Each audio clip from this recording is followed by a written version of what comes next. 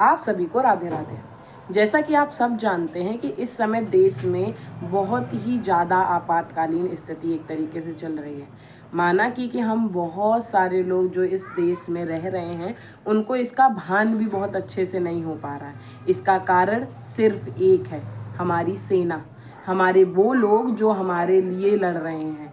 हमारी सरकार का भी इसमें बहुत बड़ा हाथ है, जितने हमारे डिप्लोमेट्स हैं, जो लोग बाहर और जगह हमारे लिए बात कर रहे हैं। ऐसा हम बार बार क्यों कर रहे हैं हमारे लिए? क्योंकि इस देश के हम वासी हैं।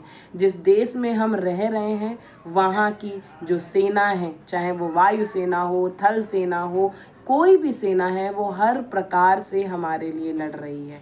वो सैनिक जो ये नहीं सिर्फ अपने परिवार के लिए कुछ कर रहे हैं या नहीं, वो पूरे इस देश के लिए, हमारे लिए उस बॉर्डर पे खड़े हुए हैं।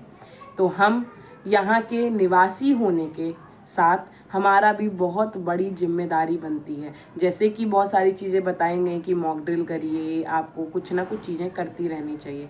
उसके अलावा जो ये समस्त देशवासियों के लिए और उन सब से ये करवद्ध अनुरोध है हमारा कि देश में जो चल रही आपातकालीन स्थिति है, इसके लिए गायत्री परिवार ने, या फिर आप सिर्फ एक गायत्री परिवार की बात नहीं, ये हम सबको ही इस चीज़ को अपने देह में धारण करना चाहिए कि जो हमारे लिए वहाँ लड़ रहे हैं उनके लिए हमें कुछ तो करना बनता है। वैसे तो हम कुछ नहीं कर सकते, परंतु अध्यात्म के तौर पे हम उनके लिए कुछ तो कर सकते हैं। हम अपने परमात्मा से उनके लिए कुछ इच्छाएं जाहिर कर सकते हैं, उनके लिए कुछ मांग सकते हैं। इसी के लिए ग्रह ग्रह गायत्री यज्ञ करने की हमें सलाह दी जा रही है, जो कि बुद्ध पूर्णिमा 12 मई 2025 दिन सोमवार को करने के लिए बताया गया है।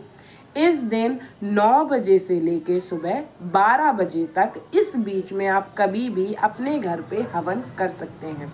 छोटा सा हवन आप जो हैं, जितने घर के लोग हैं, वो अगर आप और लोगों के साथ मिलके कर सकते हैं तो ये बहुत अच्छी बात है।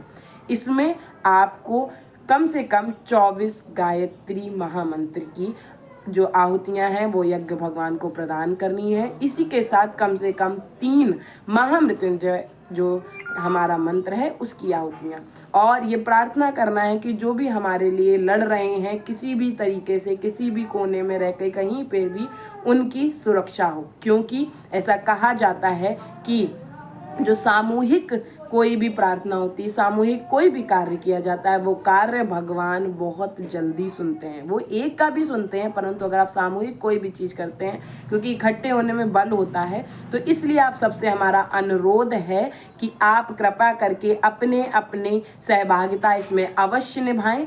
सामूहिक साधना में बहुत बड़ा बल है, इसलिए आप सब मिलके सामूहिक प्रार्थना करें कि हमारा देश वैसे भी विजयी होगा, क्योंकि सत्य की हमेशा जीत होती है।